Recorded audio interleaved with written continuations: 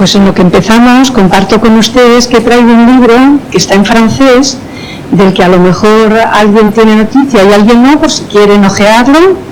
Es el testimonio de uno de los hijos de las mujeres de las que vamos a hablar hoy, que falleció el año pasado, Edgar Gunzig.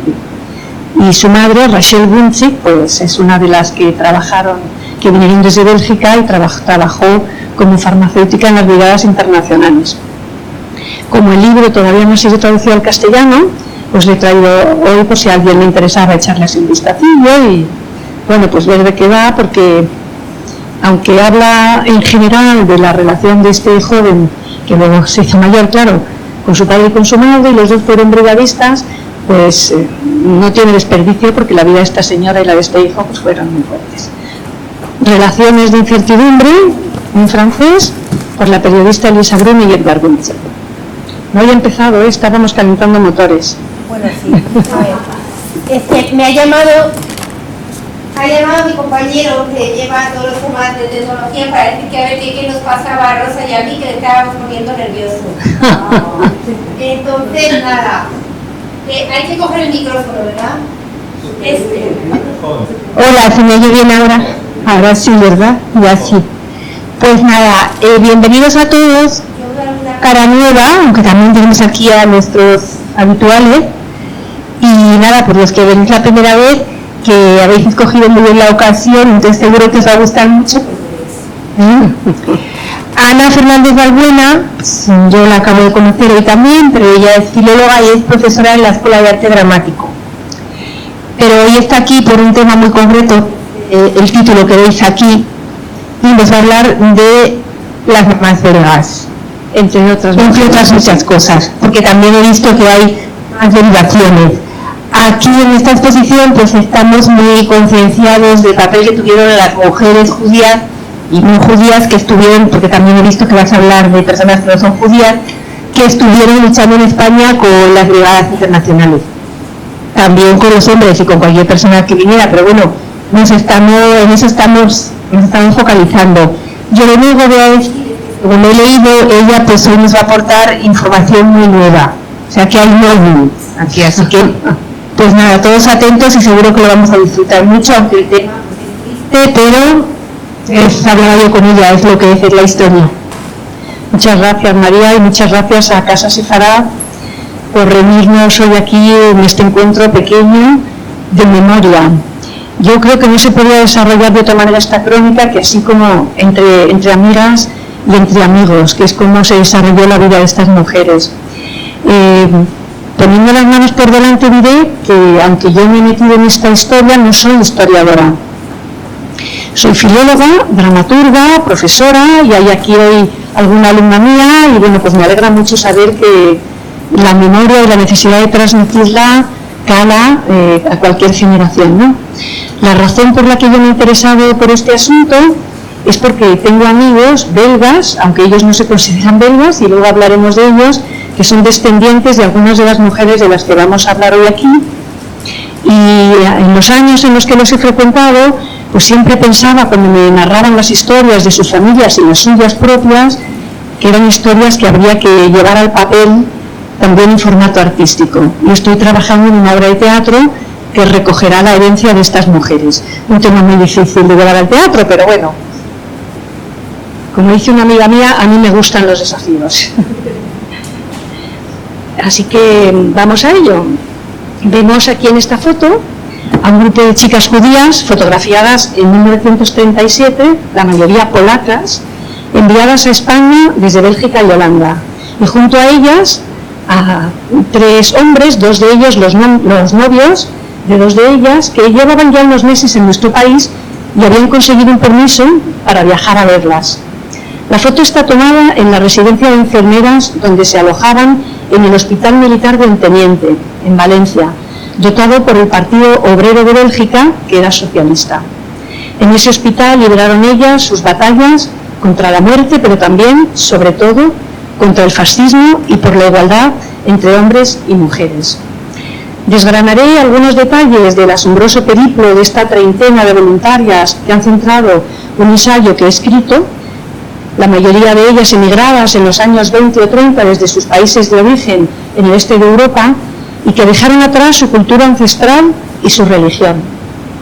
Se establecieron en Bélgica, donde fueron inmigrantes irregulares, y abrazaron convencidas las ortodoxias comunistas de los años 30. Fueron además pioneras en la lucha por la emancipación y la igualdad. Todas trabajaban y varias vivían con sus parejas en los años 30 sin estar casadas. Durante sus 2 años en nuestro país interaccionaron con otras mujeres españolas a las que sin duda sirvieron de referencia.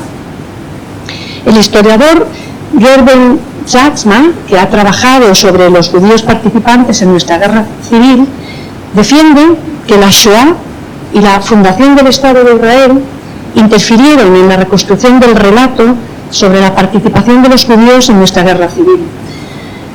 En mi opinión, esa interferencia afecta especialmente a las mujeres judías, si cotejamos cuánto se ha tardado en sopesar de forma justa su participación como sanitarias, fotógrafas, conductoras, escritoras.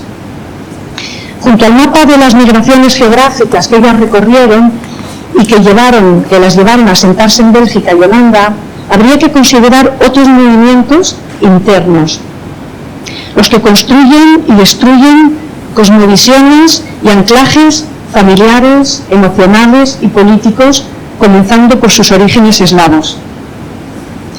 Obligadas a emigrar por el antisemitismo y los pogromos, serán por ello convencidas internacionalistas y diasporistas, que es un neologismo que ahora se utiliza mucho dentro de esta cultura, los que abrazan la diáspora. Ellas fueron diasporistas forzosas, pues varios de los países donde habían nacido dejaron de existir como tales tras la Primera Guerra Mundial, por lo que el retorno a sus lugares de origen les será improbable. Y esto es un dato que tenemos que retener, porque alguien me ha preguntado ya antes de empezar, vale, ¿y después qué pasó con ellas cuando terminó la guerra civil? Bueno, pues precisamente el no tener un lugar al que regresar formó parte de esta herida que atravesó sus vidas y de esta entrega a causas por la internacionalización, ¿no?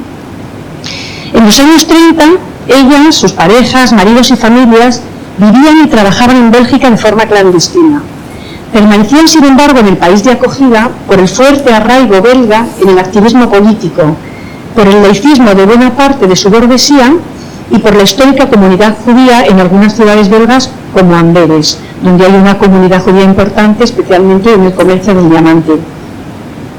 Mi amigo judío, Philipp Lachmann, fue yerno de la pareja brigadista que formaron Adela Korn en el centro de esta fotografía, de un teniente, y Alter Cherman, a la izquierda.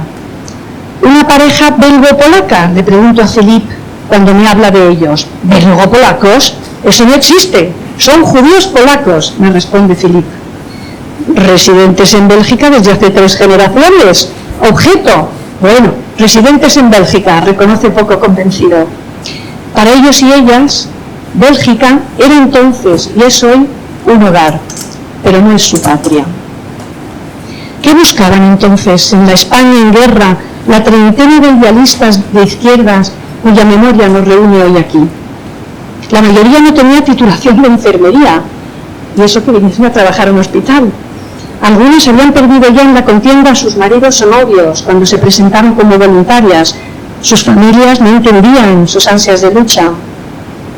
Es cierto que el Partido Comunista Belga, con el que la mayoría simpatizaba, les había sugerido que una vez superado el trance de la guerra, estas voluntarias sin tierra, que solo tenían su fuerza de trabajo, sus fuerzas convicciones y su juventud, tal vez podrían quedarse en España.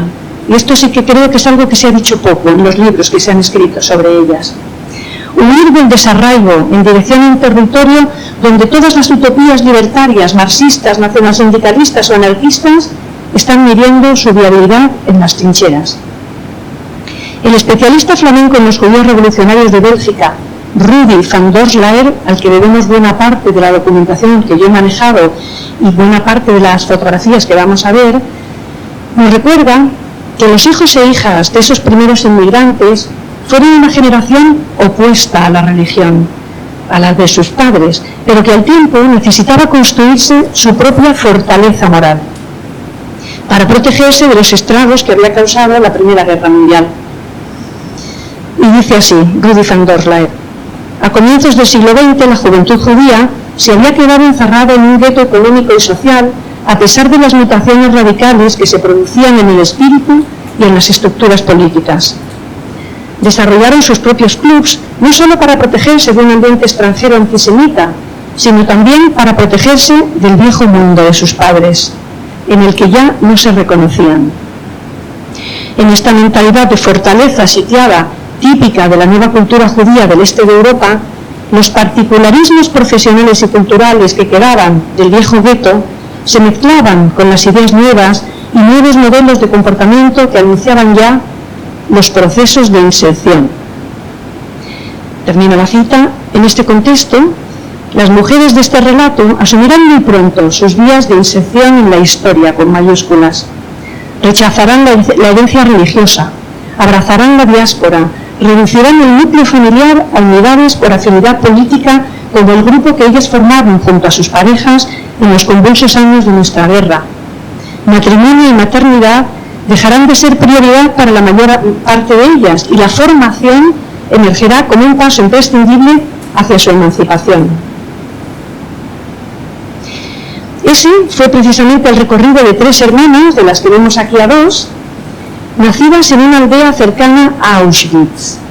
Vera a la izquierda, Golda a su derecha, y dentro del coche, una carita que asoma que apenas se distingue, su hermana Rachela, las hermanas Luftig, que vemos en esta foto también de un teniente. Emigradas a Bélgica, soñaron allí con poner en práctica el marxismo en que se habían iniciado en su tierra y en la asociación judía Kulturverein. Aprendieron allí que España era el terreno sobre el que luchar por sus ideales y contra el creciente antisemitismo que el fascismo extendía por Europa. Según apunta el historiador valenciano que ha trabajado sobre el Hospital de un Teniente, Joan Turró, en la biografía aportada para su ingreso en el Partido Comunista de España, al que varias de ellas se apuntaron, la mayor de las Luftig es a la que apenas vemos porque está dentro del coche, Rachela. A la pregunta de si estaba casada o soltera dio como respuesta matrimonio libre. Yo creo que responder esto en los años 30 nos da una idea de cómo eran estas mujeres. En esa asociación, la Kulturverein, la hermana menor, Vera, la que está aquí a la izquierda en la foto, conocerá a Emil Ackerman, dirigente sindical judío y como ellas de origen polaco. Se casaron en julio del 34 y 2 años después él decidió unirse a las brigadas internacionales junto a su hermano menor, Piet, cuya novia, Lia Berger, es la 4ª de esta foto en el coche. Dentro de las que están dentro, aquella a la que se ve un poquito mejor. Lia, por lo tanto, fue también enfermera en España. En su bautismo de fuego, los hermanos Emil y Piet Ackerman fueron destinados al frente de Madrid en la ciudad universitaria. A los 5 días de llegar, Emil caerá en combate. Su hermano Piet, un mes después, en el frente de Guadalajara. Así que cuando se tomó esa foto en la que las hermanas sonríen, dentro o fuera del coche, ambas eran ya viudas.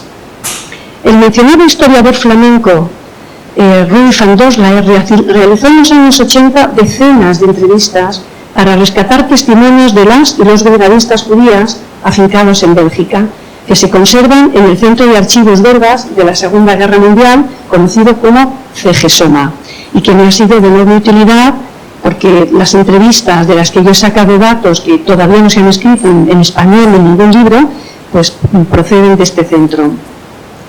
En una de ellas, Lia Berger, la novia de Piet, la que estaba dentro del coche, se extiende al hablar de su novio, alistado solo con 20 años para ser brigadista en España. En su valioso relato narra que antes de marcharse a España, Piet escribió 10 cartas que entregó a su novia para que ella las fuera enviando progresivamente a sus destinatarios, fingiendo que él seguía en Bélgica. Y con este testimonio habíamos acabado justamente una intervención en la conferencia que se dio aquí en enero o febrero, en la que otro conferenciante habló de los hermanos Ackerman y yo intervine para explicar esto que ya sabía sobre Lia y sobre las cartas. Piet, que era el novio de Lía, no quería que su madre viuda y residente en Reino Unido supiera que sus 2 hijos se habían hecho brigadistas. Pero la madre se acabó enterando, viajó hasta Bélgica, buscó a la novia y a la esposa de sus hijos, Vera Lustig y la propia Lía Berger, y según cuenta Lía, les montó una escena mitológica de suegra judía reprochándoles que hubieran dejado partir a sus hijos y encima no se lo hubieran contado a la suegra. Seguramente con razón. La nuera, Lía, corrió entonces a la sede del Partido Comunista de Amberes a informarse de las posibilidades de salvar a los soldados Ackermann. Tarde ya, ambos habían muerto. Y lo vamos a escuchar en inglés, por eso lo he contado yo antes, de la voz de la propia Lía, grabada 50 años después de estos acontecimientos, en 1986, en una de estas valiosas entrevistas realizadas por Rudi van Dorselaer. Y creo que tenemos que...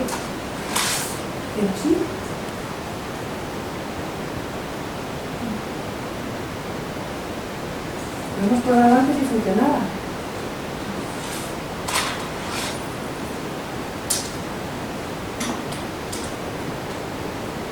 Bueno, ¿cómo lo siento? Bueno, como de todas formas lo tenemos en este ordenador y el testimonio está, porque ya lo he explicado, si les parece al final de la conferencia, si resolvemos esto, quitamos la presentación y escuchamos el testimonio, que son 2 minutos. Es un poco por esta cosa un poco mágica de escuchar la voz de una de las protagonistas, ¿no? El marido de Golda, la mediana de las Lustig, era también brigadista, pero tuvo más suerte que el marido de Vera. Herido, como su cuñado, sobrevivió y fue enviado a recuperarse al cuartel de las brigadas en Albacete. Felizmente, Golda y él pudieron verse de vez en cuando mientras ella trabajaba en el hospital levantino. Golda atravesaba en autostop un país en guerra para abrazar a su amado. Como fruto de sus encuentros, ella se quedó encinta y el hijo de ambos nació en el hospital de un teniente durante el verano de 1938. En homenaje a sus camaradas caídos en el frente de la casa de campo, los padres dieron a su hijo el nombre de Madrid. Meses después, a ver, es que yo creo que ha habido un problema con la presentación, porque ahora no está corriendo. ¿Puede ser que se haya bloqueado el ordenador? ¿Sí? Yo sigo contando, pero ahora mismo no está corriendo la presentación. Le doy al mando y no me deja salir tampoco de ella. Normalmente ahí es como que se ha quedado bloqueada la pantalla. Pero como íbamos a negro, que es lo que ya había previsto, lo sigo contando, ¿no? Meses después, durante la retirada a través de Francia en el invierno del 39, el periplo de esta mamá, Golda Lustig, y su bebé de pocos meses, se vio coronado con un salvo regreso a Bélgica, como sabemos por el relato de su hermana Rachela, también entrevistada por Rudi van Dorselaer. Golda, que viajó con su hermana, logró instalarse de nuevo en Amberes junto a su marido brigadista, Schmuel Berliner, que también pudo regresar. Por ahora, buenas noticias. Pero en agosto del 42, los alemanes comenzaron sus racias en Bélgica y entre los 1000 judíos detenidos estuvieron Golda, su marido, su hijo Madrid y los abuelos, todos deportados en el 7º transporte, siniestramente al lugar donde las 3 hermanas habían nacido, Auschwitz-Birkenau. Madrid acababa de cumplir 4 años. Solo su padre, Schmuel Berliner, sobrevivió, continuando su vida lejos, en Estados Unidos. Varias de las voluntarias de esta crónica corrieron esa suerte, igual que muchas españolas exiliadas como ellas tras la guerra civil, internadas en campos de concentración, hermanadas en el doble exilio de sus creencias políticas y del destierro de sus países. Tanto nuestras protagonistas judías como sus compañeras de militancia de diversa procedencia coinciden en sus testimonios en que la experiencia de nuestra guerra las preparó para afrontar la ignominia del nazismo. Y como ahora vamos a volver a poner fotos, vamos a arrancar la presentación de nuevo.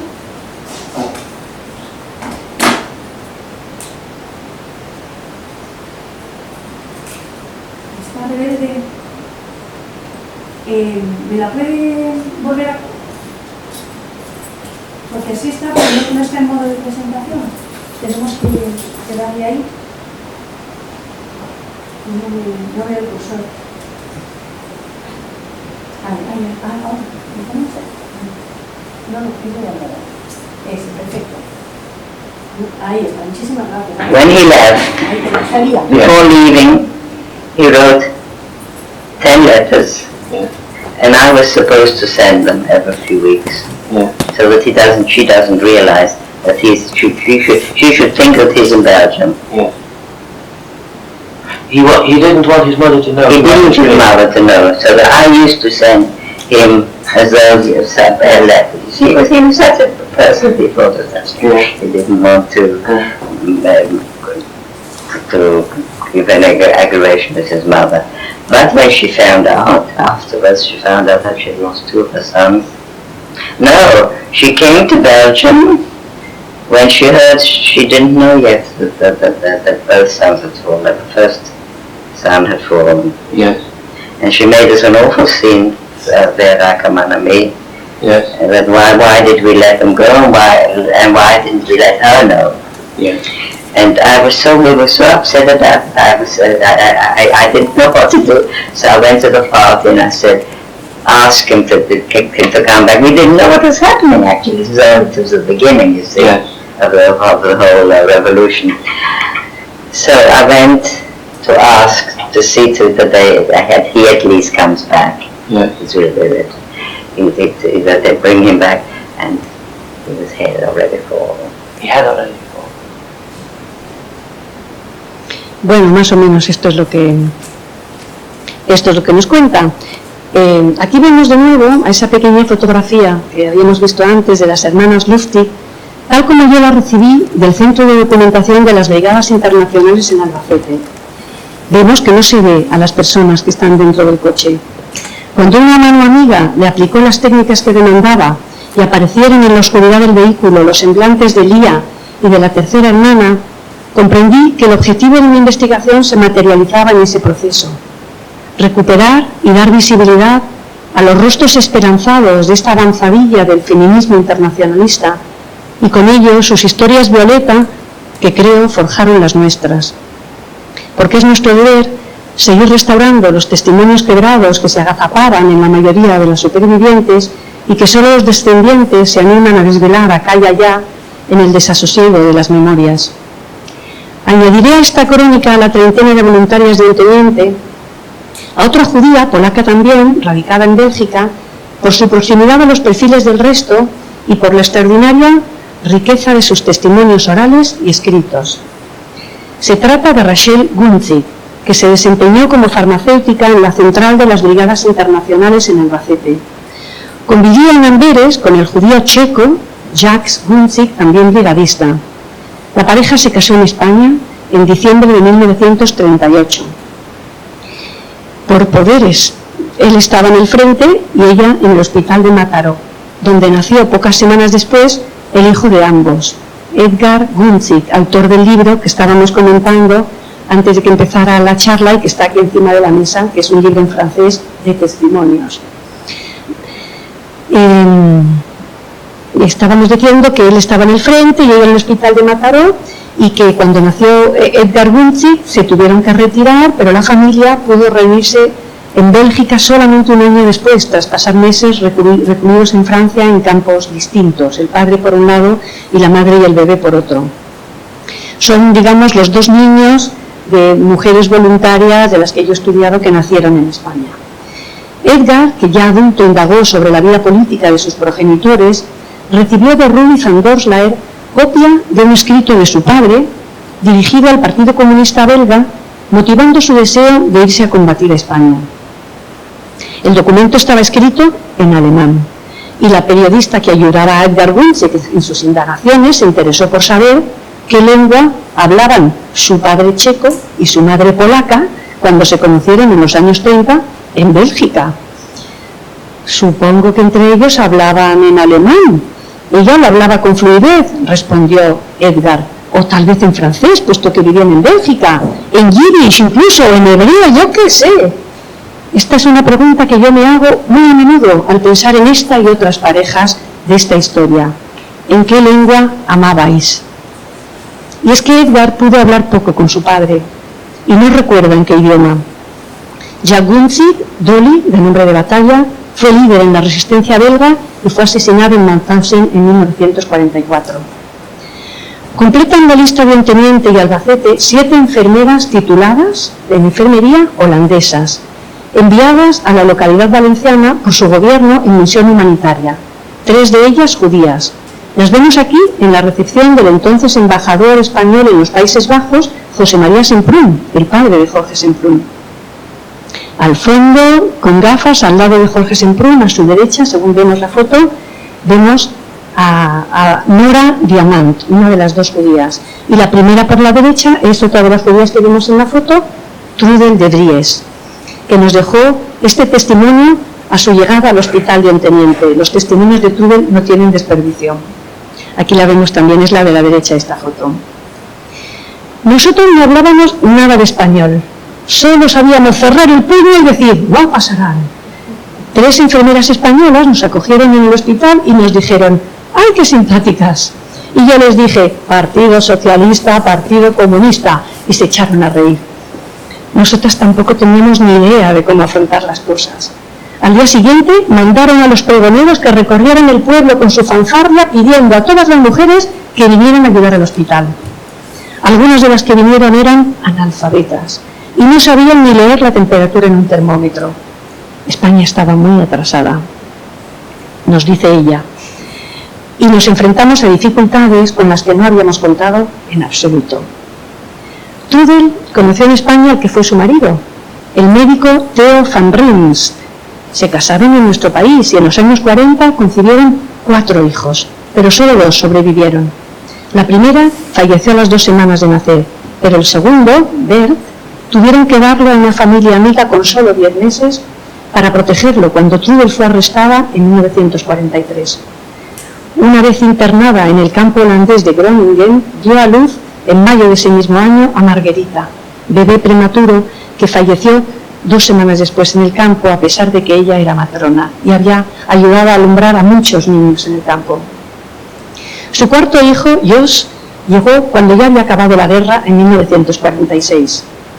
Trudel mantuvo siempre su interés por la suerte de los españoles y participó activamente en el Comité de Ayuda a España, trabando amistad con el poeta Marco Sana, con quien mantuvo correspondencia durante su largo cautiverio, y que a sus 80 años, los de Marco Sana, viajó a los Países Bajos para asistir a la cremación de Trudel en el 2007. Ella había recibido la ciudadanía española en 1996 y pudo acudir al homenaje que la Asociación de las Brigadas Internacionales distribuyó ese mismo año. Esta foto es de ese momento.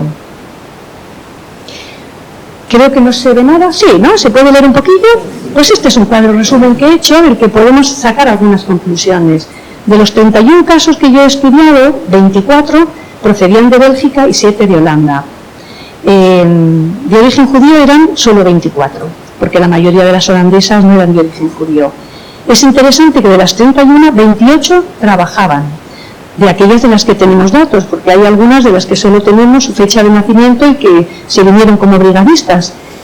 Pero bueno, ha habido una labor enorme a nivel internacional por rescatar datos de estas mujeres y la verdad es que la investigación transversal y plurilingüe es posible.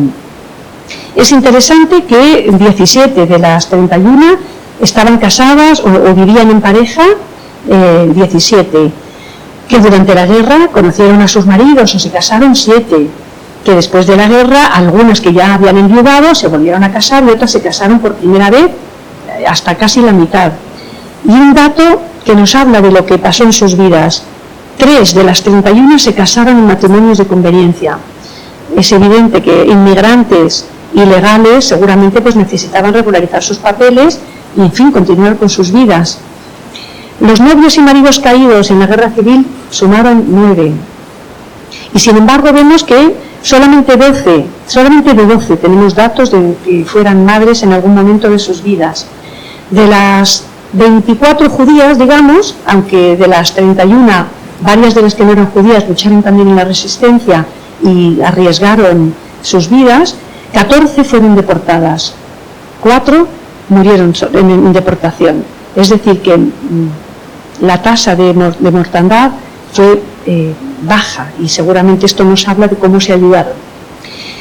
Digamos que esta información, además de dejar claro un compromiso político que abrazará la mayor parte de sus vidas, traza modelos de comportamiento con respecto a la formación, el matrimonio, la pareja y la maternidad absolutamente emancipadores y muy singulares para la época y las culturas de las que procedían. Un dato no menor que refleja casi la totalidad de las biografías es el acceso de la mujer al mundo laboral en los años inmediatos a su voluntariado en España. Costureras, peluqueras, asistentas, talladoras de diamantes en Amberes, la mayoría inmigrantes ilegales necesitaron integrarse en la clase obrera. No es de menor importancia el hecho de que muchas hubieran recibido educación secundaria y algunas hubieran ido más allá, buscando formación profesional en farmacia, biología, pedagogía, lenguas y, en el caso de las holandesas, enfermería. No puedo dejar de pensar que, a pesar de constituir una reducida comunidad marginal, tanto en sus países de origen por su condición de hebreas como en los de acogida, Bélgica y Holanda, y desde luego en el nuestro, donde constituyeron también una comunidad muy pequeña, estas mujeres dieron una respuesta colectiva a los enormes desafíos que afrontaron a lo largo de sus vidas, y que sus militancias políticas estuvieron muy por encima de los posibles estigmas de refugiadas judías centroeuropeas. Fueron modelos progresistas para tantas españolas de extracción rural, algunas analfabetas, como nos contaba Trudel. En Monteniente, estas extranjeras sacudieron además el avispero del establishment patriarcal. Los directores españoles del hospital y los políticos locales debieron sentirse un poco amenazados ante el empoderamiento tan lejano de los patrones femeninos de la España de la época. Así lo refiere una de las españolas que alcanzó a trabajar con ellas, la entonces adolescente Rosariet. Y es un testimonio que ha recogido Sven Tuitens, especialista en las mamás belgas, que tiene un libro que sí que se ha traducido al castellano, que se llama así. Los médicos del teniente, dice Rosariet, el señor Mangada y el señor Sánchez Albornoz, que se vieron eclipsados por la llegada al hospital de cirujanos belgas de renombre, preferían trabajar con las inexpertas auxiliares locales a las que podían someter con facilidad antes que con las emancipadas enfermeras extranjeras que no estaban dispuestas a dejarse mangonear. Lo testimonio también otra auxiliar española, Teresa de Azcárate, que se había formado en la Institución Libre de Enseñanza en Madrid y que, como Rosariet, halló en sus compañeras extranjeras la debida sororidad. Aquí la vemos en el centro de la imagen, aunque es la más alta, era la más joven, ahí solo tenía 18 años. En su testimonio dice: yo creo que en la forma y en el fondo esos médicos eran unos reaccionarios y que disfrutaban a propósito con ciertas cosas, una mezcla de machismo y morbosidad, porque yo era un adolescente que no sabía nada de nada. La inmensa mayoría de las chicas de entonces no teníamos ni idea de ciertas cuestiones y aspectos de la vida, y parecía como si a algunos de esos médicos les gustara violentarme en ese sentido. Me mandaban precisamente a mí, que era la menor, a realizar determinadas curas, y eso me violentaba de una manera espantosa. Se refiere Teresa a las curas de enfermedades venéreas, frecuentes entre los soldados y que no entendían que estaban agrupados en la sala 9, conocida por eso como la sala de los toreros, y que ninguna enfermera, lógicamente, quería atender. Y sigue diciendo Teresa: esos médicos a que me refiero eran unos tarados. En ese terreno psicológico, las brigadistas judías de Polonia y Bélgica me ayudaron muchísimo, mostraron conmigo una enorme sensibilidad. Estas mujeres conformaron sin duda un colectivo de casos emblemáticos, como el que traza el periplo vital de Lia Berger, esa de la que hemos escuchado el testimonio oral, que antes de cumplir los 15 años había vivido ya en 5 países y en 4 idiomas. Polonia, donde nació; Palestina, la primera emigración de su familia; Bélgica, de donde enseguida huyeron al estallar la Primera Guerra Mundial; Gran Bretaña, donde se refugiaron; Alemania, y así sigue la historia. En contextos tan cambiantes, la lengua de su familia era la del país. Los padres hablaban a los niños en yiddish y ellos les respondían en inglés en Gran Bretaña, en alemán en Berlín, en neerlandés en Bélgica. No nos extrañará el acento imposible que tenía en inglés cuando la hemos escuchado. Por fortuna, cuando Lia conoció en Amberes a su novio Piet, ese que murió en Guadalajara un mes después de su hermano Emiel, ambos, Piet y Lian, tenían como lengua común el yiddish. Una motivación, dice ella en su testimonio, para que ella mejorara esta lengua franca. Algunas publicaciones sobre este grupo de brigadistas sugieren que las que fueron enviadas en los años 40 a los campos de concentración se salvaron por suerte. Yo diría que no fue la suerte, sino la red de protección recíproca y solidaridad que estas curtidas inmigrantes, enseguida voluntarias y luego partisanas de la resistencia, fueron capaces de desplegar en su segunda guerra en menos de una década, y así lo testimonia una de sus descendientes, Thérèse Sherman, hija de Adela Korn y Albert Sherman, en una entrevista de 1921, a la que se puede acceder fácilmente porque está recogida en el CEDOB, el Centro sobre las Brigadas Internacionales, y que, como está en francés, me permito traducir. En Auschwitz, mi madre se reencontró con algunos resistentes, como la anderina Malek Zillenbaum, de 18 años, judía de izquierdas que hablaba varios idiomas, por lo que se convirtió en intérprete de los alemanes y pudo ayudar a mejorar las condiciones del resto de combatientes, aportándoles, por ejemplo, información. Las mujeres organizaban además comités de recepción para explicar a las que iban llegando en los distintos convoyes cómo debían responder para sobrevivir a esas primeras cribas a las que las sometían. A la incorporación de este grupo al voluntariado sanitario internacional, pero la incorporación de este grupo tuvo una preparación dilatada. Primero hubo toda una negociación en el seno del gobierno belga para dotar las estructuras del hospital, que fue uno de los mejores de esos años de nuestra guerra. Luego, en Amberes, se propuso a estas activistas de izquierdas formarse en los rudimentos de la enfermería mediante un cursillo impartido durante 3 meses por Walter Blank, un médico huido de Alemania y refugiado en casa de Moses Kleinhaus, rico diamantista judío que había combatido en la Primera Guerra Mundial y sentía simpatías por el comunismo. Comunistas de salón llamaban a estos perfiles de la izquierda acomodada. La formación sanitaria tuvo lugar en su casa, precisamente, lo que pone de manifiesto el apoyo civil a tantas iniciativas de ayuda a España en la Europa amenazada por el fascismo. Un refugiado alemán médico que forma en casa de un judío adinerado belga a un grupo de judías comunistas emigradas desde el este para que se marchen como voluntarias a la guerra de España. Emerge la internacionalización del universo judío de izquierdas de los años 30 y lo transversal de su modus operandi, en términos de lucha de clases y apoyo antifascista. Durante su formación en Amberes, nuestras chicas recibieron también rudimentos de español y, como señala en otra entrevista una de ellas, Genia Gross, 5 de ellas se alojaron durante esas semanas en casa de Moses Kleinhaus. Ella misma, Genia, Golda y las hermanas Anna y Adela Korn, la madre de Thérèse. El diamantista, que sentía cierta predilección por Genia Gross, de vez en cuando le envió a España durante sus años de servicio paquetes de azúcar y leche condensada. Retengamos el dato, que habrá que recuperarlo después.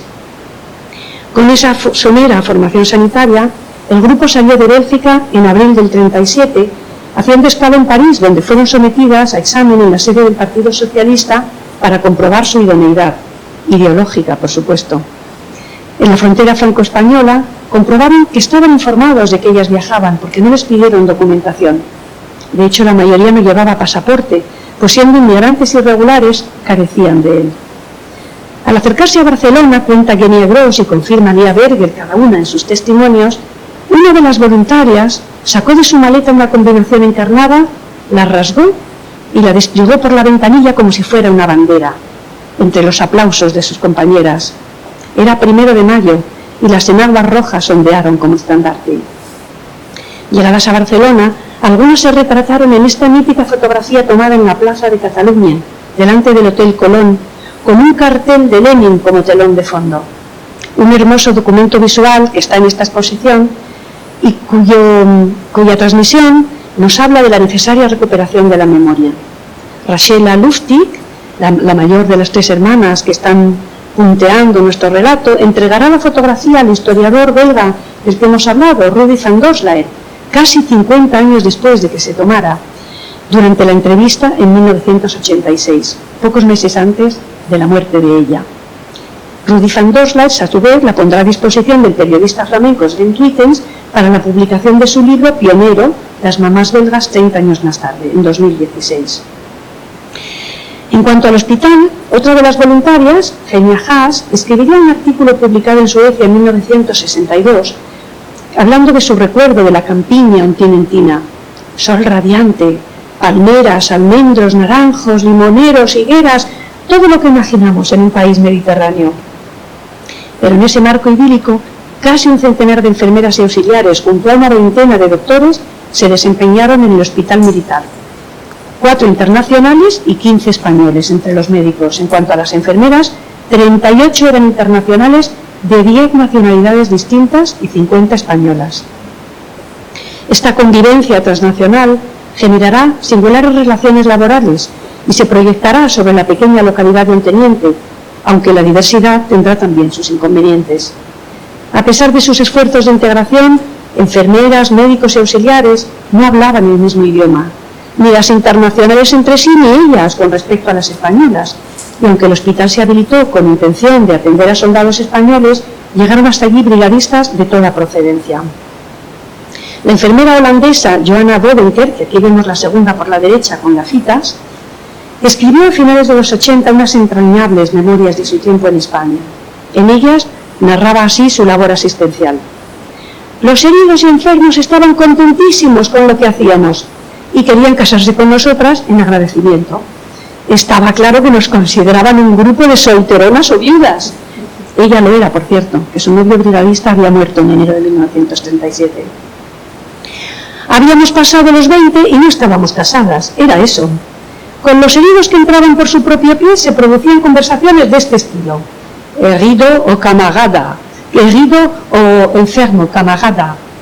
Tiene los ojos más bonitos que he visto en mi vida. Ella buscaba un rato en el diccionario. Sí, pero ¿herido o enfermo, camarada? Casémonos mañana. Ella lo cuenta en holandés, pero bueno, la inteligencia artificial nos ha ayudado a traducirlo y yo he puesto un poquito de teatro. Igualmente tiernos resultaban los heridos y enfermos que acallaban los horrores vividos en el frente, paseando por esa pacífica retaguardia en la que, según Johanna Bovenker, cada ingresado recibía una toalla limpia y un pijama. Pero, dice ella, algunos querían que la toalla le fuera a juego con el pijama, que se ponían antes o después de la ducha como bufanda, una flor en la oreja y a pasear por el pueblo, a veces con el termómetro debajo del brazo. Cuando regresaban por la noche el termómetro seguía allí todavía, o se lo habrían vuelto a poner. John Bovenker mantuvo también un largo vínculo con nosotros y tengo que reconocer es una de mis preferidas. A sus 90 años alcanzó a participar, y aquí la tenemos, en el homenaje organizado en Madrid por la Asociación de Amigos de las Brigadas, por la Asociación de las Brigadas Internacionales en 1996. Ella no era judía, pero fue roja y activista hasta el final y estuvo fichada por el Servicio de Inteligencia de su país. Cuando 50 años después de terminada la Segunda Guerra Mundial se abrieron en Holanda los archivos policiales a consulta, con sus 94 años, Jo fue a consultar su expediente acompañada por su hija. Salió en todos los periódicos del país. Jo Bovenker vivió 100 años. Pero volvamos al teniente. En Onteniente, en efecto, la mayoría de los médicos españoles encontraban problemático el trato con las enfermeras extranjeras, como cuenta otra holandesa, Trudel de Vries, a propósito de uno de ellos. Nos hablaba en francés, pero con un acento que si tú no hablabas español, su francés no lo entendías. Hubo uno del que lo único que sé es que me estuvo hablando de Voltaire, pero de lo que me decía sobre los pacientes no me enteraba en absoluto. La babel de lengua se multiplicaba en el hospital, revelando los desafíos del internacionalismo. Y es que el trabajo en Onteniente no estuvo exento de problemas de gestión, y Trudel de Vries extendía su visión crítica a las decisiones de consumo responsable y coordinación política planteados desde los primeros días en Onteniente. Sentimos que el hospital funcionaba de manera bastante antidemocrática. Nos habíamos imaginado que había un gran compañerismo, pero dejaba bastante que desear. De modo que convocamos una reunión que extendimos a las chicas belgas, que eran muy buenas políticamente, y expusimos a los directores que queríamos un comisario político, porque veíamos necesario retomar ese trabajo político. También sentíamos que en comparación con la comida que recibían los pacientes, los trabajadores, estábamos demasiado bien alimentados en aquellos momentos, principios del verano de 1937. Si te vas a España es para llevar a los españoles, no para llevar una vida regalada. Disfunciones como estas, junto a las tensiones entre la parte del personal comunista y los socialistas que habían dotado el hospital, nos aproximan a las sombras de un proyecto nacido sobre de la solidaridad y el compromiso. Un momentito, se ha agotado la batería. Teníamos recursos.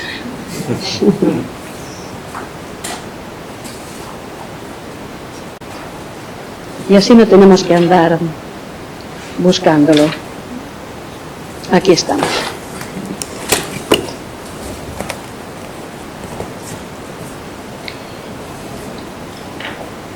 Y estábamos diciendo que disfunciones como estas nos aproximaban a las sombras de este centro, ¿no?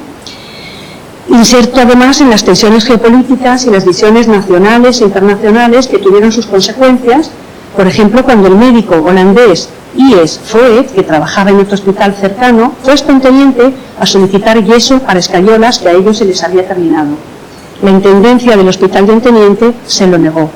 A Trudel esto le impactó tanto que no quiso quedarse en Onteniente y se incorporó a otros hospitales de campaña donde salvó cientos de vidas al pie de las trincheras. Si bien la mayoría de las judías había llegado a España con cierto recorrido en la emancipación y el activismo político, la Escuela de la Guerra multiplicó sus capacidades.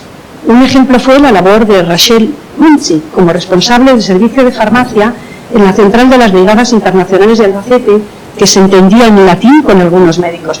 No te preocupes que lo que se ha agotado es mi ordenador, no este está funcionando. Si podíamos, o sea, que igual espero el ruido de la enfermedad. Nada, ya estamos con esto, muchas gracias. Estábamos hablando de Rachel, que se entendía en latín con los médicos con los que no tenía una lengua común. En su entrevista de 1986 narraba su enfado cuando no llegaba a la farmacia de las brigadas nada de lo que se necesitaba de forma perentoria. Y cuenta, recibíamos a diario grandes cajas desde Francia, una alegría al principio, pero cuando las abríamos, ¡ay, qué pena! Enviaban cualquier cosa, cosas que no necesitábamos para nada. De higiene femenina, por ejemplo, una rabia, así que un día dije, ¿sabes lo que os digo? Que me voy a París y se lo explico, porque en París estaba la central desde la que enviaban todos estos suministros. Hicimos una lista con todo lo que nos pedían los médicos y me fui, no me acuerdo ni cómo. Sí recuerdo el regreso, porque estábamos ya en plena batalla en el frente del Ebro y tuve que tomar otra ruta. Se veía que las cosas no iban bien. Al llegar a París me dirigí al centro de ayuda a la España republicana y les monté un buen número. Luego les enseñé la lista que llevaba y les dije, miren ustedes, no hacen más que tirar el dinero, mandamos todas esas cosas, ¿para qué? Como si estuviera aquí el número de mujeres, que no estamos para perder el tiempo. Lo que necesitamos es material bélico. A ver si se meten eso en la cabeza. Y les di la lista. Una judía que cruza un país en guerra que no es el suyo y atraviesa otro que tampoco lo es, para poner un poquito de orden en la masculina intendencia sanitaria internacional. ¡Qué mujeres! Así contaba también Rachel la consideración de algunos miembros de las brigadas sobre las enfermeras voluntarias, según lo vivió ella misma su incorporación a la base de Albacete junto a su compañero Dolly. Pues ellos no viajaron auspiciados por un gobierno o un partido, sino de forma ilegal mediante los recursos y contactos del Partido Comunista. Y dice, nos dijeron que Martí, el inspector general de las brigadas internacionales, iba a recibirnos a todos y comentaron, aquí estamos en el terreno militar, así que en orden, se exige puntualidad, las mujeres por un lado, los hombres por otro. Otros veteranos nos habían dicho ya que Martí era muy duro, no le gustaban las mujeres, pues le parecía que enseguida flaqueábamos y que desmoralizábamos a los hombres. Sobre todo no le gustaba nada cuando llegábamos en pareja, como fue su caso, y pensaba que las mujeres no estaban suficientemente formadas para ser de utilidad. Así que yo les dije, oigan, que yo no vengo como enfermera, pues menos mal, porque es Martí el que hace la selección. Había cada una entre las supuestas enfermeras, no sabían hacer nada. Y claro, los que estaban allí decían, un vendaje vaya y pase, pero si llega un pobre cosido a balazos, eso ya es otro contar. Aunque hay que decir que había algunas enfermeras estupendas. Les dije que yo era farmacéutica, pues de esas sí que nos hacen falta. ¡Qué alivio! Recuerdo que nos pusieron en formación en la Plaza de Mayo de Albacete y llegó Martí con su pinta de señor muy severo. Todavía lo estoy viendo. Yo estaba temblando como pasaba revista a una mujer, luego a otra. ¿Tú qué? ¿Y tú? ¿A qué te dedicas? Farmacéutica. Vale, ponte allí. Comprendí que por lo menos no me enviaría de vuelta, porque a las enfermeras les decía, mañana te mandamos a tu casa, y no se podía replicar. Si este era el panorama en el frente, en una ciudad de provincia como Onteniente, ciertos comportamientos de las internacionales revestían un carácter revolucionario. Se quejaba la mayor de las Luftig de que la gente las miraba mal en el pueblo. Ellas no eran de allí, tal vez quienes las miraban no simpatizaban con la República. Ricardo Morales, hermano del entonces alcalde de Onteniente, escribió incluso un artículo en el periódico anarquista local en el que criticaba que las enfermeras se pintaran los labios y apuntaba especialmente a Vera, la menor de las hermanas Luftig que vemos en esta foto a la izquierda. De puertas para adentro, no obstante, las enfermeras intentaban vivir plenamente su libertad, tal como relata un testigo ocular de su vida privada en el chalet donde se alojaba la mayoría, llamado El Pinatar. El informante Manuel Garamaje trabajaba en un edificio justo al lado del chalet y relató a Twittens para su libro cómo las espiaba por el muro de separación entre ambos jardines cuando se ponían a tomar el sol desnudas. Rachela Luftig y Trudel de Bries y otros testimonios se detienen sobre la vida en ese chalet donde está fotografiada esta pareja, donde cenaban y descansaban. Una coqueta casa de campo a 2 kilómetros del hospital, propiedad de una familia adinerada. El ambiente era muy jovial, se organizaban fiestas, sobre todo cuando sus compañeros y esposos llegaban a Onteniente de permiso. La terraza del palacete se convertía entonces en una pista de baile hasta el amanecer. Y a través de sus parejas, las enfermeras recibían noticias de cómo iban las campañas militares. Genia Gross, que vemos en esta foto, y su marido Max, formaron una pareja jovencísima, muy comprometida y solidaria. Alojaron en su casa de Bélgica a muchos refugiados alemanes, hasta que Max decidió venir a combatir a España. Y este es el relato de Genia en la entrevista de Rudy van Doslaer del mismo año, 1986. Max no estaba muy lejos de Onteniente, y yo podía ir allí a visitarlo con regularidad. Buscaba a alguien para que me sustituyera en mi turno en el hospital y hacía autostop hasta el lugar donde él se encontraba. Permanecía allí un día y una noche con él y luego regresaba. Un día recibí 2 envíos con azúcar y leche condensada, ya sabemos de quién. Y me fui al pueblo a comprar tomates y coles, que luego preparaba en la cocina para los enfermos más graves. De paso aproveché para mandar las 2 latas de leche condensada a mi marido en el frente. No me había vuelto a acordar del envío hasta que me llamaron de la oficina de correos del hospital y me devolvieron el paquete. Me quedé sorprendida y pregunté por qué, y me respondieron en español: ha caído en combate. Pero no comprendí lo que me decían. Miré el paquete por todos lados y en efecto leí: caído. Solo entonces fui a buscar, un poco nerviosa, a mi compañera Rachel Watson y le pregunté: ¿tú entiendes esto? ¿Sabes qué quiere decir? La escena debió ser patética. Yo seguía sin entender de qué se trataba hasta que al final comprendí que Max había muerto. Nunca recibí notificación alguna desde la dirección de las brigadas. Seguí trabajando en Onteniente hasta febrero del 38 y mi marido llevaba por entonces ya un mes muerto, pero yo no lo sabía. Todo el mundo lo sabía en el hospital, menos yo. No estuvo nada bien que no me lo dijeran. Recibí hasta una carta de él después de muerto. Aconsejada por una de sus camaradas, Genia se marchó de Onteniente, pero siguió trabajando en otros hospitales de guerra hasta llegar al de Mataró. En enero del 39 atravesó la frontera franco-española en medio del flujo de refugiados, junto a su compañera Trudel de Bries, la otra disidente de Onteniente que se había enfadado porque no les habían dado el yeso y que se había pasado meses en hospitales de campaña.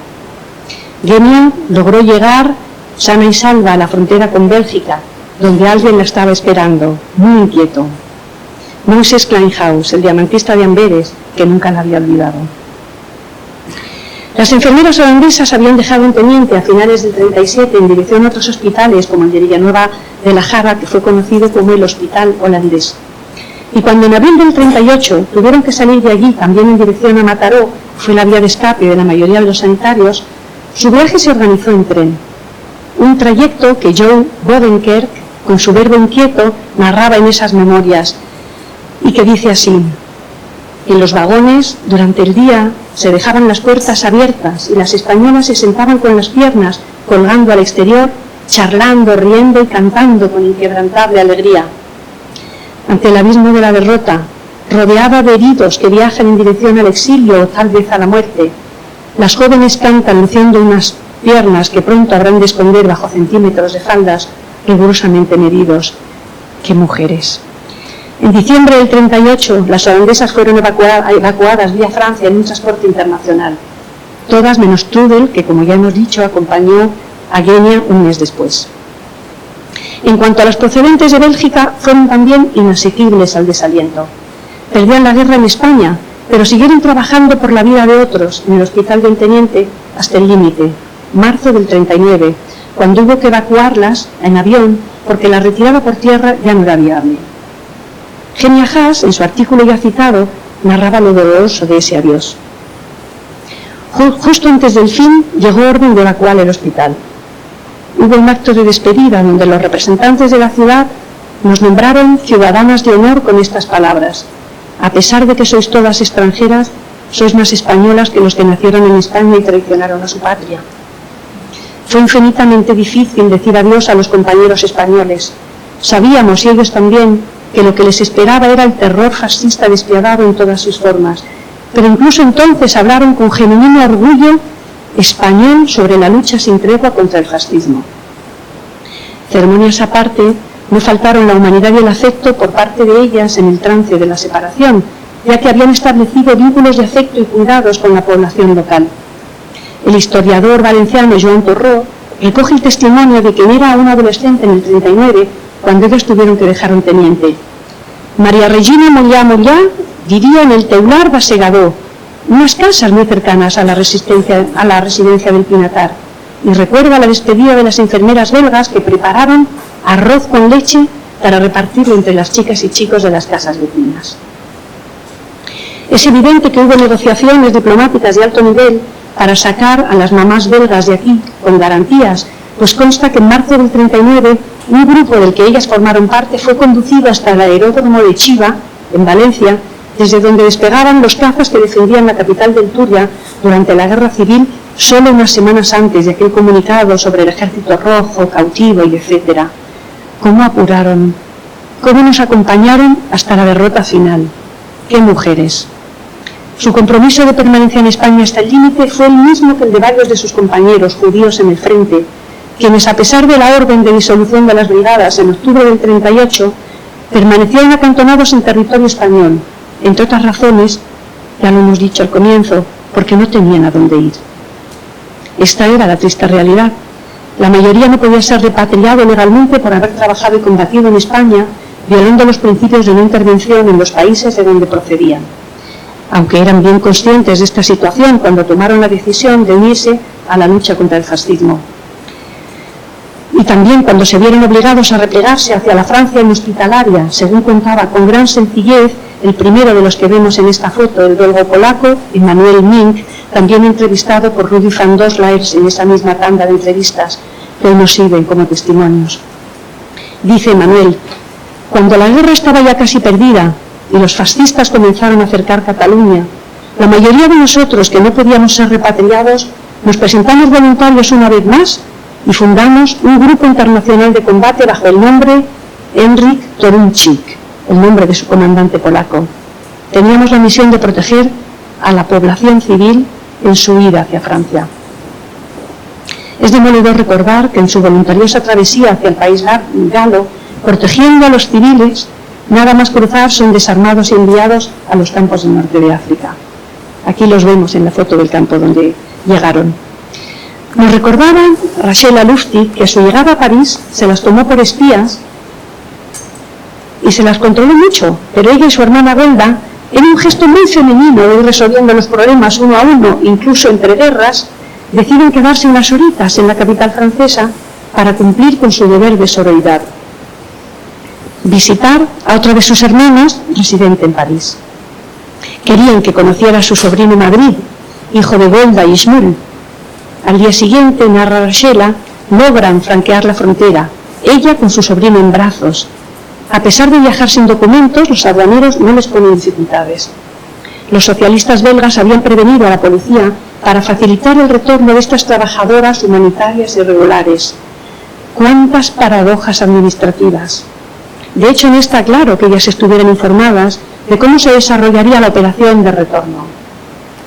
Un avión desde Valencia a Argelia, un barco desde el norte de África hasta Francia, cumplir el anhelo de abrazar a la familia en París, viajar hasta una segunda frontera plena de incógnitas, todo ello con un bebé de meses en brazos y dejando atrás en el infierno a sus compañeros y maridos y huyendo de la derrota premonitoria de un país que no es el suyo, pero pudo haberlo sido.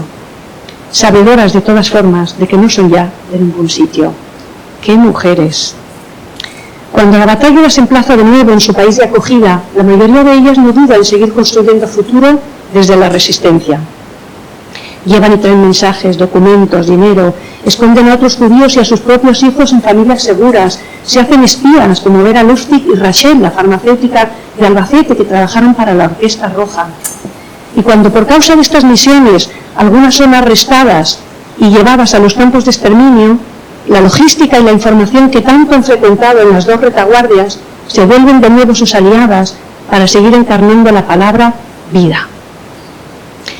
Cuando el 28 de octubre del 38 los voluntarios de las brigadas internacionales desfilaron por Barcelona como despedida, aclamados por la población, Dolores Ibarruri les dedicó un célebre adiós.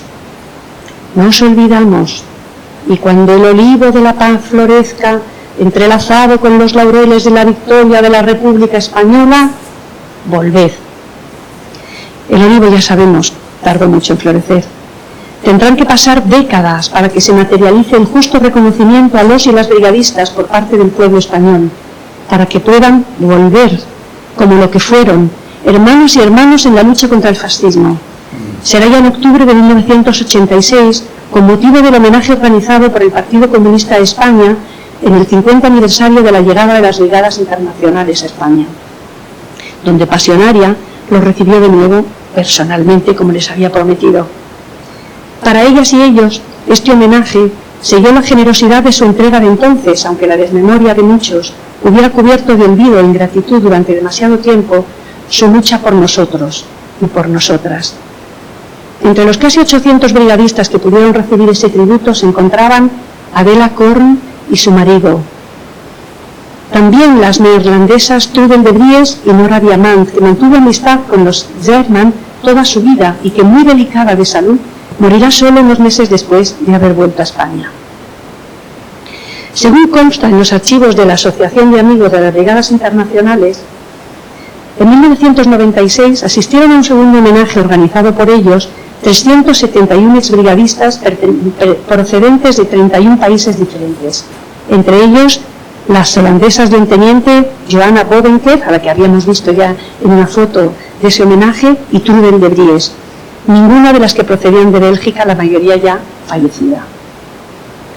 Trudel recibió la ciudadanía española en 1996 y fue la única del grupo de enfermeras de un teniente que alcanzó a testimoniar en los documentales promovidos por Steven Spielberg para el Museo del Holocausto de los Estados Unidos ya en los años 90. Adela y Anna Korn, las que acabábamos de ver en ese homenaje del 86, tras la guerra civil regresaron a Bruselas, donde una de las dos hermanas, Anna, realizó tareas de enlace en la resistencia, mientras que Adela dirigió el movimiento feminista de Bruselas y fue detenida por la Gestapo, torturada durante meses y enviada a Auschwitz, luego a Buchenwald, de donde logró regresar, pero no volvió a ver a su compañero Alter hasta 7 años después de terminada nuestra guerra, porque tras la retirada él fue deportado a Argelia, ya lo hemos visto en esa foto en el campo de Gurs, y de allí hubo de continuar durante años su odisea de combates por el norte de África y Oriente Medio, sin perder nunca la fe en el regreso. No obstante, la vida se abrió camino. Adela y Alter se casaron en febrero del 47 en Bélgica y ese mismo año nació Thérèse, su única hija, a la que adorna el nombre de la joven camarada de un teniente, Teresa de Azcárate, que es a la que los médicos mandaban a la sala de los toreros. Y esto es lo que dice sobre el asunto Teresa de Azcárate, sobre su compañera Adela Zerman, la madre de Thérèse. Esta mujer me ayudó a vivir, porque yo era muy joven y carecía totalmente de experiencia. Ella tenía unos 30 años, todas las brigadistas eran mayores que yo. Cuando yo volví a Francia desde México, ella fue una de las exiliadas españolas, Adela escribió al Partido Comunista de España para preguntar cómo podía contactar conmigo y al poco vino a verme a París. Me acuerdo de que estuvimos casi 24 horas seguidas charlando, hablando sin parar. Mi amiga tuvo una hija y le puso mi nombre. Su niña se llamó Teresa. Fue algo muy emocionante. Teresa nunca habló en yiddish con sus padres, como explica en su entrevista de 2021, pero ellos le cantaban para dormirla sus canciones de guerra. Y hoy, con su acento francés y su actitud discreta, Teresa sigue tarareando con orgullo cuando nos encontramos, porque ella es parte de los descendientes que sembraron en esta historia el conocido estribillo de la 15 Brigada. Ay, Carmela, me cantan siempre Philippe y Teresa. Y yo digo, ay, Carmelas. Terminadas las dos guerras, ante el horror de la Shoah y a pesar de su necesidad de regresar a una vida más sosegada, casi todas las supervivientes siguieron militando en iniciativas de izquierda, ayudando y reclamando justicia durante el resto de sus vidas. Sin embargo, de las 24 judías de este relato, solo una quiso establecerse en Israel. Raisa Goldfinger, de la que apenas hemos hablado porque no hay apenas testimonios de ella, y que llegó a ser profesora en la Universidad de Tel Aviv. La mayoría veía la creación del Estado de Israel como una forma de nacionalismo judío, mientras que su ética se oponía a todo nacionalismo. Formaron parte, en cualquier caso, de un ejército imprescindible de idealistas y feministas, y a veces cruel e injusto, porque seguramente no vivieron exentas de fanatismos ideológicos. ¿Quién está al abrigo de los fundamentalismos? El turno. Hemos caminado hoy un trecho juntos y juntas, y junto a ellas para reconstruir ese vínculo imprescindible entre vivas y muertas, que nos llevará tal vez a entenderlas, quizá a cuestionarlas, pero sobre todo a agradecerles su ruta que abrió la nuestra. Muchas gracias.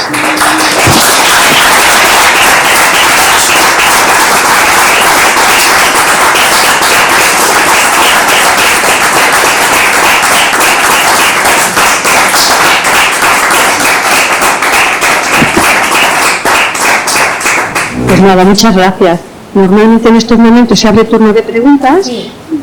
Yo solamente decir que como no soy una experta ni soy historiadora, solo que me he volcado en la historia de estas mujeres con fines de creación, pues es posible que si me preguntan cosas sobre ellas tenga algo que aportar a lo ya dicho, y si me preguntan cosas fuera de ellas a lo mejor no tengo mucho que decir, pero compartimos las preguntas. Encantado, seguro que aquí hay gente que sabe mucho más de las brigadistas en general de lo que yo puedo saber.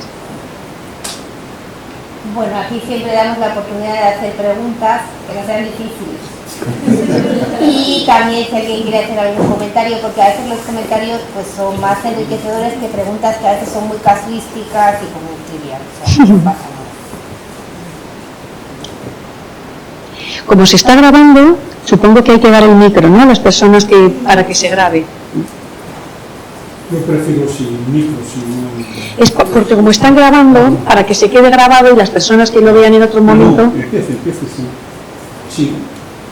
Veo que... Bueno, lo primero es cierto que lees muy bien, interpretas fenomenal. Se ha sido para mí personalmente como vivirlo casi en primera persona. Y digamos algo que, a ver, te pido una opinión más que nada. A mí me ha llamado la atención cuando hablaba de Sánchez Albornoz, del que ya había oído hablar algo, o sea, un gran, por muchas cosas, pero por otras no tan grande, de ese enfrentamiento, vamos a decir, de pareceres.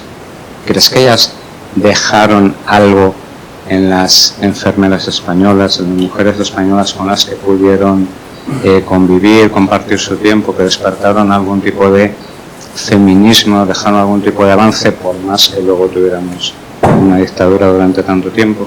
Sí, en el deseo de buscar esas huellas, que sería lo deseable, claro, he aportado dos pequeños testimonios. El de esta enfermera que tenía 15 años, Rosarie, que dice, bueno, pues sí, nosotras veíamos que ellas tenían una relación laboral casi de igual a igual, aunque ellas no fueran enfermeras y los otros fueran médicos, pero bueno, no dejaban que la gente las tratara de una forma despectiva, ¿no? Por un lado, eso seguro que como ejemplo les sirvió, solo que es una semilla que luego probablemente no se pudo dejar crecer hasta la transición en España.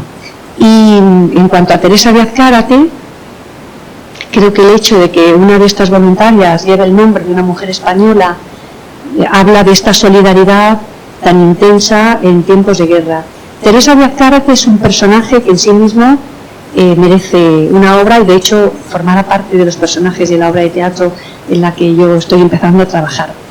Y ella era sobrina de Pablo de Azcárate, embajador español en Reino Unido en los años 30, y de una familia que políticamente, digamos, se significó mucho y que se tuvo que exiliar, primero a México, luego se consiguieron reunir en París, y que fue pues un espacio de acogida durante la etapa en la que el Partido Comunista, porque ellos eran todos comunistas, vivió fuera de España, ¿no? Dolores Ibarruri fue una asidua frecuentadora de la familia y se alojaba en la casa cuando iban a París.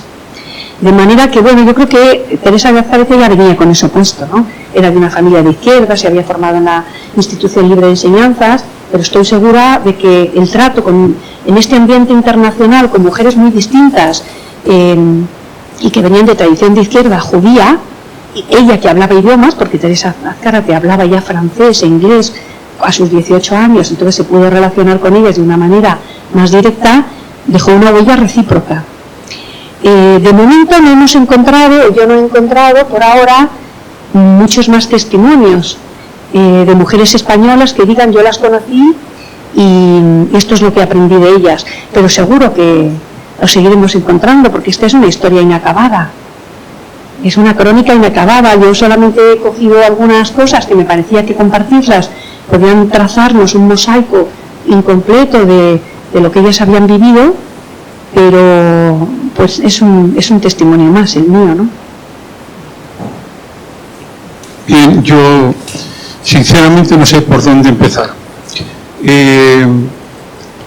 Usted podría haber dado perfectamente un simposio, y se lo digo con todo cariño, sobre el tema de las brigadistas y sobre todo el tema. Yo soy profesional de la salud desde hace 43 años, jubilado.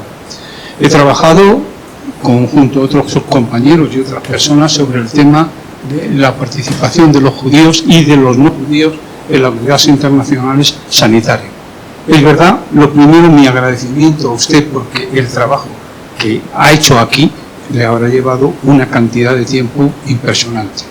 Yo no quiero fagocitar aquí con preguntas y el típico preguntón, pero hoy me he venido desde Jaca, el Pirineo está y yo lo que sí quiero aprovechar que en el mes de junio seguro yo he vivido en Suiza, como María conoce bien, y a mí me ha marcado mi época. Porque yo conocí a las brigadistas cuando tenía 16 años en Lausana, para entendernos, al lado de Ginebra, una ciudad. Lo primero, mi agradecimiento sincero. Luego, le hablé anteriormente, me encantaría, esto es imposible. Mi madre era una jovencita de 16 años cuando estalla la Guerra Civil Española. No voy a contar los viejos cuando contamos, y a mí la palabra viejo me da un cariño impresionante. Lo que me asusta es eso de tercera edad. No sé, yo como soy viejo, eso de tercera edad no lo tengo muy claro. Me encantaría que mi madre fuera aquí porque era un libro abierto referente a todo lo que usted está diciendo. Luego, rápidamente, mi familia tiene una casa en Tabarnes de la Valdignia, muy cerca de un teniente, y yo a los 16 años, 15, 16 años, me encuentro en un teniente que, hablando de la guerra civil, la gente de un teniente me decía a estas donas que parlava sempre en ruso, porque en España, en la guerra civil española, todo aquel que no hablara español, automáticamente hablaba en ruso. No, ellas hablaban en yiddish. Hablaban en yiddish, que la gente sabe perfectamente que es el retroalemán antiguo, con lo cual, para entenderse más entre ellas, hablaban el yiddish. Yo dejaría que le hicieran más preguntas, pero antes de que hay 3 o 4 cosas que no quiero que se me vayan, un poco por la edad, no creo que se me vayan porque las voy a tener que decir en Suiza. Lo primero, ¿qué repercusión tiene la enfermería? Bien, lo que sí se sabe es que infinidad, más de un 45, un 50% de la enfermería que vino no solamente de las brigadas internacionales, no eran enfermeras, se formaron. Algunas fueron muy buenas enfermeras y yo he tenido el gusto como profesional de la sanidad, profesional que se gana la vida en hospitales, y trabajar con ellas, algunas con una formación importante. ¿Qué significa los que dicen ahora la documentación? Cada día estamos, y no ha empezado a llegar la documentación rusa, que hay infinidad, lo que hay en Leningrado en este momento y lo que hay en Moscú, que vaya acá sobre las brigadas.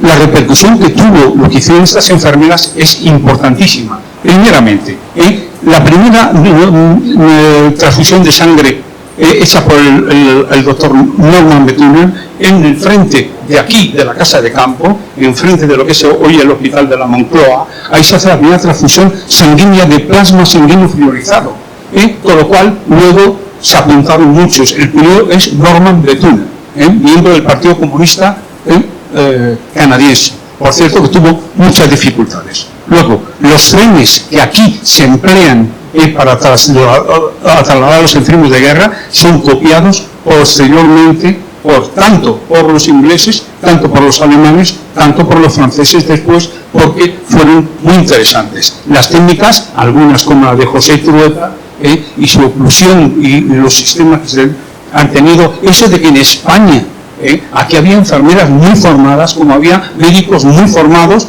aunque lo que usted ha contado es lamentable que un médico hablara de esa manera a una persona, pero tampoco me extraña, porque en la viña del Señor, dicen los creyentes, que hay de todo. Con lo cual, luego hay una cosa que todavía, si vamos en este momento a Silla, si vamos a Tabarón de la Valdiña, si vamos a Peiporta, si vamos a Fondiguera, la gente, los hijos, porque ahora hablamos de los hijos, hay gente que se cree que cuando han muerto los padres ya se ha acabado, ahora quedan los hijos y algunas veces tenemos suerte hasta los nietos. Hablan de la cantidad de civiles que en Ontenien se ayudó a la población, niños con heridas muy graves que se trató no solamente, y luego una pequeña anécdota. Aquí en Madrid, entre las brigadas internacionales, la Dobrovny hablaba, la 216 brigada hablaban totalmente en yiddish, pero sin embargo había brigadas que se hablaba esperanto para poderse entender. 56 nacionalidades, aproximadamente 24 lenguas diferentes. Mi orgullo en este momento para esas mujeres feministas que vinieron aquí. Y solamente una pregunta, usted está en el centro dramático y estará con gente joven. ¿Usted piensa que la gente joven en España y la no tan joven tienen esa memoria de lo que estas mujeres y otros dieron aquí en la Guerra Civil Española? Porque este es un problema que tenemos en Europa. En eso estamos. Yo solo puedo decirle que sentada detrás de usted está una de mis alumnas, y que ha venido justamente porque trabajar sobre la memoria es parte de su proyecto. Y como ella, otros compañeros y compañeras suyos de clase, con los que hemos estado esta mañana, trabajan sobre la memoria. En cuanto a lo de la atención a los civiles por parte de los sanitarios que trabajaron en el hospital de Onteniente, por supuesto, formó parte de sus tareas, sobre todo porque era una retaguardia que fue muy pacífica, en la que no hubo ningún bombardeo durante toda la guerra. Entonces fue un lugar de flujo de refugiados de toda España. Entonces ellas no solamente atendían sanitariamente, sino que atendían humanitariamente. Es decir, daban de comer, se ocupaban de atender a los refugiados que llegaban allí desde otros lugares de España. O sea que efectivamente su labor humanitaria fue más allá de la labor, digamos, de salvar vidas de soldados. Un hospital muy bien dotado, en el que hubo también un servicio de transfusiones, en el que hubo una sala para recuperación y rehabilitación, que era de las mejores dotadas. Había hasta una piscina para que los heridos se pudieran ir recuperando. O sea que efectivamente fue un hospital en el que España puso el edificio, y el Partido Obrero Belga, que estaba entonces en el gobierno, dotó, y muchos otros civiles belgas también dotaron para que ese hospital estuviera pues con lo que se necesitaba. Hay una anécdota muy bonita, hay una ciudad, digamos, minera y metalúrgica en Bélgica que es Charleroi, y los obreros metalúrgicos de Charleroi pusieron dinero para que se fabricaran camas y que se mandaran a Onteniente, y ponían en las camas quiénes eran los donantes, como se hacen los palcos de los teatros burgueses, ¿no? Entonces es muy bonito pues ver que en el hospital de Onteniente había camas con los nombres de obreros del metal de una ciudad perdida en el cinturón industrial belga, ¿no? No sé si hay algún comentario más o alguna pregunta más. Nada, yo solo decir que mi madre, que ha muerto, lógicamente, que estuviera aquí para poder dar lo que he hecho yo durante muchos años viviendo. Es precioso. Y viviendo en Alemania. Es precioso lo que usted dice y es lo que yo he dicho un poco al final, ¿no? Que este ejercicio de memoria lo que establece es un vínculo entre las vivas y las muertas, y de eso se trata, y en eso consiste la transmisión. Dígame.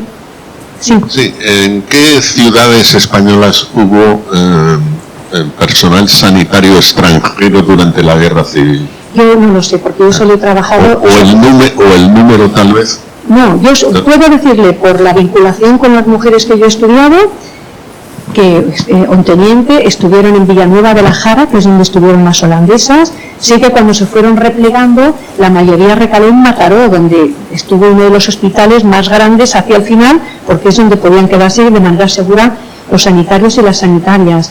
Y le puedo decir también que Tudel de Bries, esta holandesa que sí que era judía, pues ella estuvo trabajando en hospitales de campaña prácticamente al pie de las trincheras, y en los testimonios que tiene en holandés en la página del Instituto de Historia Social de Ámsterdam, pero que como están escritos pues uno los puede consultar con la inteligencia artificial para verlos en español, cuentan unas cosas de cómo se trabajaba, pues esto, que los hospitales de campaña a veces eran una casa que les dejaban en el pueblo donde llegaban el alcalde o el cura, y que venía la gente del pueblo, limpiaba como podía y que trabajaban en unas condiciones muy difíciles, y ella lo narra, pues cómo tenían que hacer para desinfectar, cuántos eran, que eran muy poquitos, o sea, hospitales de campaña.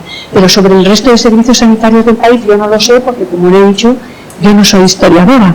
Yo me he centrado en profundidad en estas mujeres para conocerlas y a partir de ahí poder generar una obra no solo creíble, sino que de alguna manera les haga justicia a todo lo que ellas fueron a lo largo de sus vidas, porque lo que estoy pensando es ubicar la obra en ese momento en el que regresan a España al homenaje del 86. Bueno, solamente felicitarla por la exposición, preguntarle si este trabajo lo tiene publicado en algún sitio, lo va a publicar, o en qué situación, y si lo va a ampliar o la ampliación va por la obra de teatro. Muchas gracias. Sí, mi deseo es publicarlo. Yo he escrito un ensayo sobre este asunto del que hoy he compartido una pequeña parte y lo he presentado en concurso de ensayos. Estamos esperando a que se falle. Si por ahí no pasara nada, como he tenido que trabajar en muchos archivos, pues en uno de los archivos, que ha sido el de la Asociación de Amigos de las Brigadas Internacionales, me han dicho que si finalmente no se publicara por la vía del concurso, pues que ellos estarían interesados en publicarlo. O sea que sí, por supuesto, se ha escrito para su publicación y espero que esto sea cuanto antes y poderlo comunicar por este foro y por todos los foros a los que ustedes normalmente están acostumbrados a relacionarse. ¿Hay alguna pregunta más? Bueno, pues si no hay ninguna pregunta más, sobre todo yo creo que en nombre de todos dar las gracias, porque pues nos ha gustado muchísimo. A mí me ha gustado mucho. Hay cosas que no sabía, por ejemplo, las mujeres talladoras de diamantes. Eso por ejemplo yo no sabía. Sí, hay un libro, hay una novela de la hermana de Singer, que se llama Kreimat Singer, no me acuerdo, Esther Kreimat Singer, que se llama Diamantes en castellano, creo, donde ella habla de todo ese mundo de los diamantistas de Amberes, que era sobre todo masculino, pero las mujeres tallaban en casa. O sea, la manera de trabajar de las trabajadoras ilegales que tallaban diamantes y también de los trabajadores ilegales, a menudo era que se compraban una maquinita, pero era para el tallado, el primer facetado. Luego ya el facetado fino lo hacían especialistas. Pero esta primera parte, que era un trabajo muy sucio, porque se hacía con aceite y una piedra y tal, pues lo hacían en casa.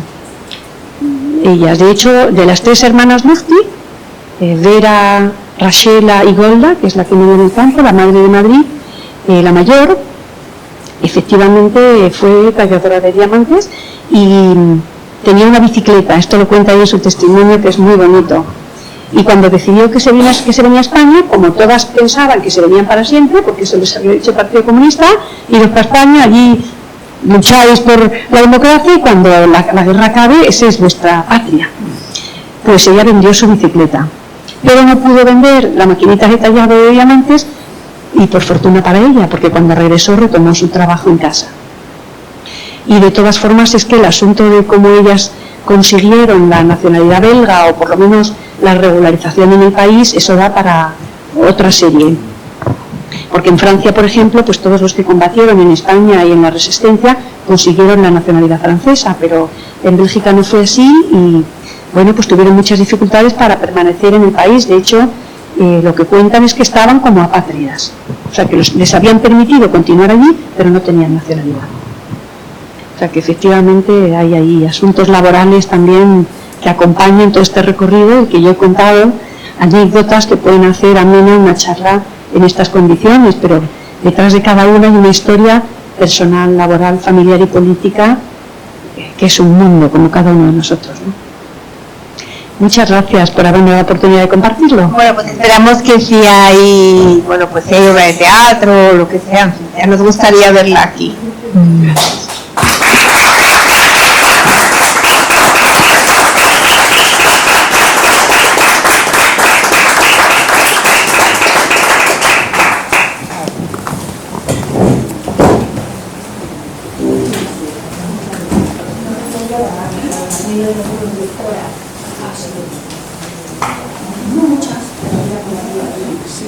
De hecho, hay una obra que está traducida al castellano de una austriaca que se llama Musti, que ella la para que estudies y entonces tiene entrevistas con esa persona que se llama en España, nosotros trabajamos en España, una cosa así,